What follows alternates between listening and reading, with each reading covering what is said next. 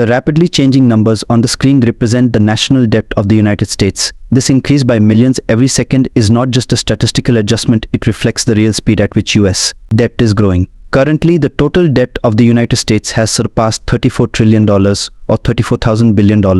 This means that every American citizen is now in debt by about $100,000, which is over $500,000 Pakistani rupees.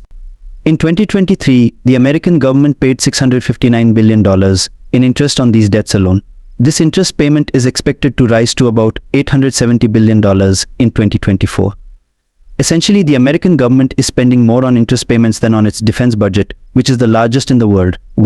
To understand the scale of these interest payments, consider that this amount exceeds the total spending of nearly 200 countries globally. It is also twice the total GDP of Pakistan.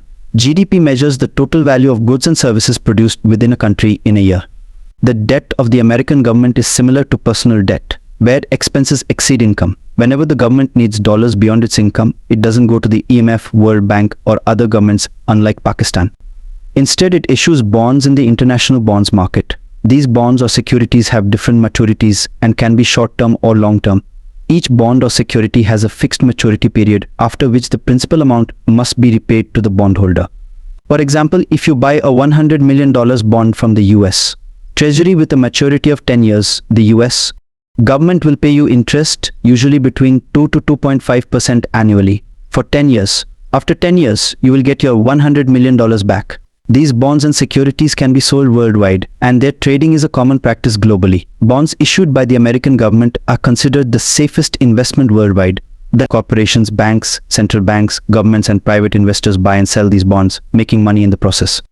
Let's break down the total debt of the United States to see who the US owes money to. By the end of the 2023 fiscal year, the total US debt was $33.2 trillion or $3,200 billion. Of this, about 20% or $6.7 trillion is money that US government agencies owe each other. This amount is held by various intergovernmental departments for future use and is invested in safe places to ensure profit and security of the principal. An example is Pakistan's EOB fund, which deducts from employees' salaries and pays them in a lump sum or as monthly pensions after retirement. This $6.7 trillion or $6,700 billion is similar to pension funds and American Social Security funds, which these departments have invested in government bonds and securities issued to raise debt. The remaining $26,500 billion or $26.5 trillion is the amount the American government owes to private entities, banks, other countries' governments, insurance companies, private investors, etc. These bonds and securities are held by investors and institutions that purchase them from the international bonds or securities market. About 77% of this $26.2 trillion is held by domestic American citizens, institutions, corporations, and companies, while the remaining 23% is held by foreign entities or investors, meaning international or foreign investors or bondholders. Of the 77% portion of the $26.2 trillion held by domestic American investors or entities, about one-third or $6.9 trillion is owned by the United States Central Bank, the Federal Reserve.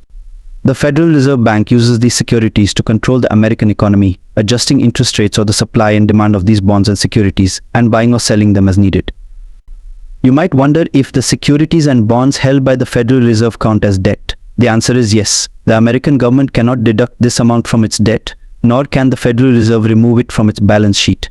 Doing so would violate financial discipline and have disastrous consequences for America's international standing. American laws do not allow this under any circumstances. There are established laws governing the issuance and repayment of securities issued by the US government, and the Federal Reserve Bank operates independently of the government. It cannot allow government interference, and the American government would not attempt such an action due to potential economic and fiscal consequences.